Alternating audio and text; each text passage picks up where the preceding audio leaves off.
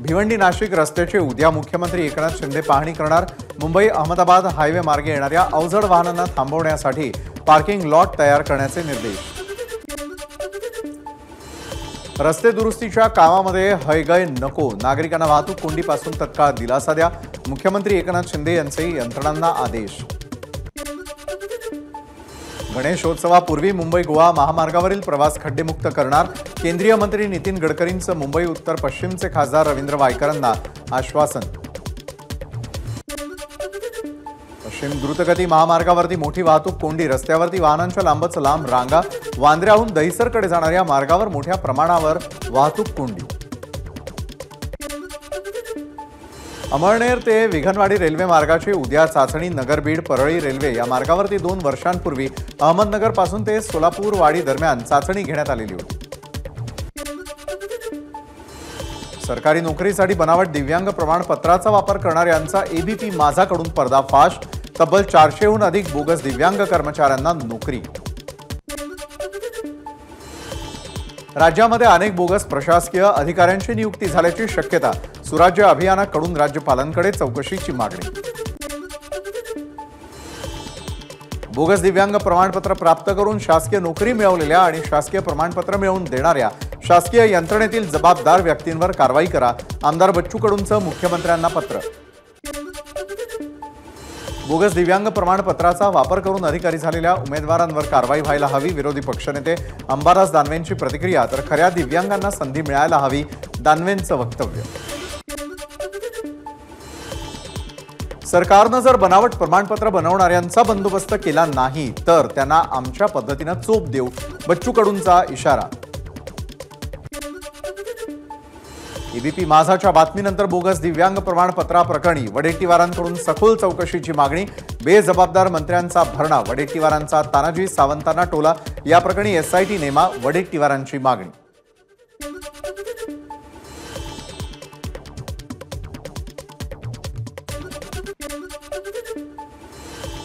आमदार बच्चू कडूंकडून ई रिक्षा देणाऱ्याला मारलं, अंध अपंग व्यक्तींना उदरनिर्वाहासाठी दिलेल्या रिक्षा पहिल्याच दिवशी बंद पडल्या, या सगळ्या रिक्षा घेऊन अंध दिव्यांग व्यक्ती बच्चू कडू यांच्याकडे आले होते।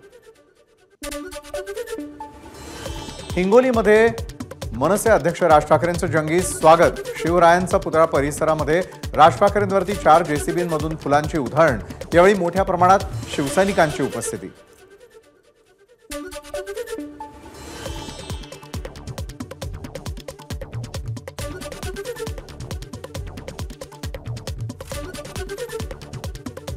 भिवंडी नाशिक रोडची या ठिकाणी जी पाहणी संदर्भातली बातमी तर आपण पाहणार आहोतच, मात्र राज ठाकरेंसंदर्भातली ही मोठी बातमी। राज ठाकरे यांचा सुरू असलेला दौरा आणि हिंगोलीमध्ये ते आल्यानंतर मात्र त्यांच्यावरती जेसीबीच्या साह्यानं मोठ्या प्रमाणामध्ये फुलांची उधळण करण्यात आलेली होती।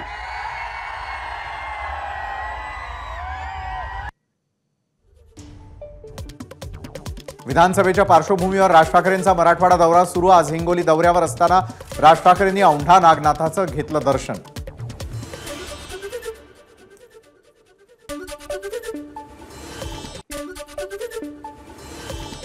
हिंगोलीमध्ये मनसे अध्यक्ष राज ठाकरेंच्या आगमनावेळी कार्यकर्त्यांचा गोंधळ, शासकीय विश्रामगृहाच्या पायऱ्यांच्या बाजूला लावलेलं ग्रिल तुटलं। राज ठाकरेंचा मराठवाडा दौरा 2 दिवसांनी घटला। आता मराठवाडा दौरा 13 ऑगस्ट ऐवजी 11 ऑगस्ट पर्यंतच असणार। प्रत्येक दिवशी 2 जिल्ह्यांना भेटी देऊन राज ठाकरे बैठका घेणार।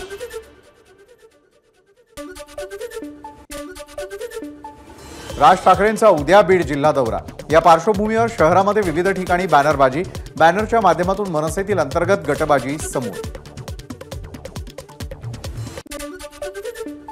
नाशिकच्या काळाराम मंदिरामध्ये उपमुख्यमंत्री अजित पवारांनी घेतलं दर्शन, काळाराम मंदिर परिसरामध्ये कार्यकर्त्यांची मोठ्या प्रमाणात गर्दी।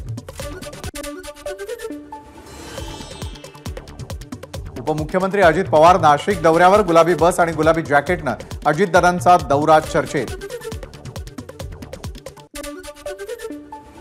नाशिकच्या दिंडोरीमधून अजित पवारांच्या जनसन्मान यात्रेला सुरुवात। यात्रेदरम्यान नाशिकमध्ये द्राक्ष उत्पादक शेतकऱ्यांशी अजित पवारांनी साधला संवाद, लाडकी बहीण योजनेची जोरदार जाहिरातबाजी।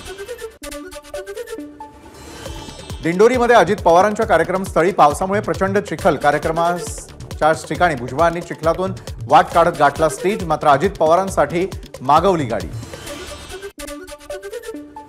विधानसभा निवडणुकांसाठी मुंबई उपनगर जिल्हाधिकारी प्रशासनाकडून तयारी सुरू. प्रशासनाचा मतदार यादी पुनर्निरीक्षण कार्यक्रम. मुंबई उपनगर जिल्हाधिकारी राजेंद्र क्षीरसागर यांची माहिती. भाजपच्या पश्चिम महाराष्ट्रामधील आमदारांची आज बैठक. रात्री 8 वाजता उपमुख्यमंत्री देवेंद्र फडणवीस यांच्या सागर बंगल्यावर बैठकीचं आयोजन. आमदारांचे प्रश्न आणि मराठा आरक्षणाबाबत होणार चर्चा. विधानसभा निवडणुकीच्या तयारीसाठी काँग्रेसचे नेते 10 ऑगस्टपासून मराठवाडा आणि विदर्भाच्या दौऱ्यावर. प्रभारी रमेश चेन्नीथला यांच्यासह राज्यातील वरिष्ठ नेते आढावा घेणार.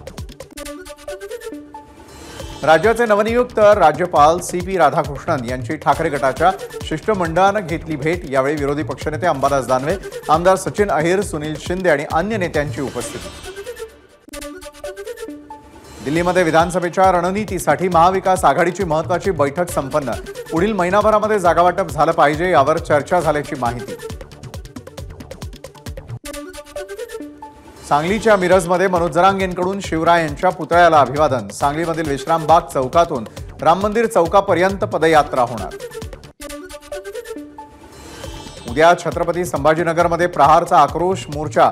आक्रोश मोर्चाला परवानगी नाकारली तरी बच्चू कडू लक्षवेधी मोर्चा काढण्याच्या भूमिकेवर ठाम. सरकारी योजनांच्या प्रचारासाठी योजना दूत नियुक्त करण्यात येणार. 50,000 तरुणांना 6 महिन्यांसाठी दरमहा 10,000 रुपये दिले जाणार.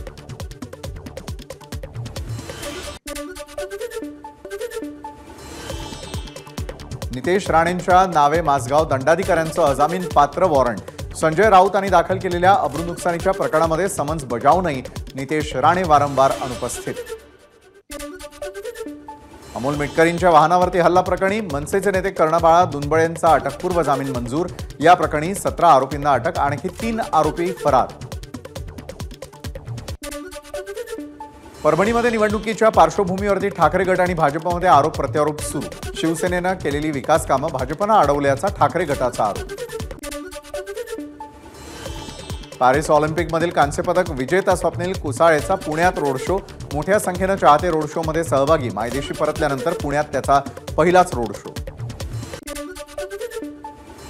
पुणे शहरामधील पुरानंतर झिकाग्रस्त रुग्णांची संख्या झपाट्यानं वाढली.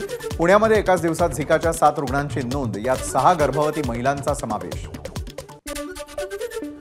PMRDAच्या 2 कंत्राटी कर्मचारी आणि एका खासगी व्यक्तीवरती लाचलुचपत विभागाची कारवाई. पुरंदर तालुक्यामधील सासवड येथे पंतप्रधान आवास योजनेतील पैसे देण्यासाठी 50,000 रुपयांची लाच मागितल्याचं प्रकरण. नाशिक जिल्हा परिषदेमध्ये 3 महिन्यामध्ये 15 कर्मचाऱ्यांवर कारवाई. कर्तव्यात कसूर, खोटे प्रमाणपत्र, शेतकरी अनुदानामध्ये भ्रष्टाचार अशा कारणांमुळे कारवाई झाल्याची माहिती. मुंबई विद्यापीठ इथे पोलीस भरतीसाठी आलेल्या महिला उमेदवारांची गैरसोय. महिलांना पदपथावरती रेल्वे स्थानकावरती घालवावी लागते रात्र. फिरते स्वच्छतागृहही नसल्यानं शौचालयासाठी मोठी पायपीट. पुणे शहरामधील पूरग्रस्तांना मोठा दिलासा. शहरामध्ये जुलैमधील अतिवृष्टीमुळे झालेल्या नुकसानाचे पंचनामे पूर्ण. पंचनाम्याचा अहवाल राज्य शासनाला सुपूर्द. नुकसान भरपाई म्हणून 8,23,67,000 निधीची मागणी. पुणे जिल्ह्याला पाणीपुरवठा करणाऱ्या धरणांमधील पाणी साठ्यात वाढ. पुण्यामधील धरणांचा पाणीसाठा 93.11%.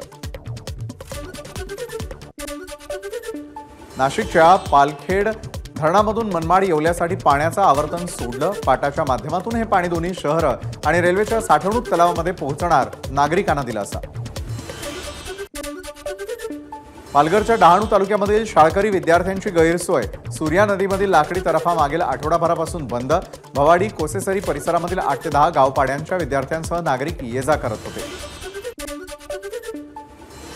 अमरावतीच्या दर्यापूरमध्ये शेतकरी सहकारी जिनिंग प्रेसिंगच्या लिलावाप्रसंगी मनसे कार्यकर्ते आणि संचालकांमध्ये राडा. अध्यक्ष उपाध्यक्ष परस्पर लिलाव करत असल्याचा मनसेचा आरोप. एबीपी माझा, उघडा डोळे बघा नीट.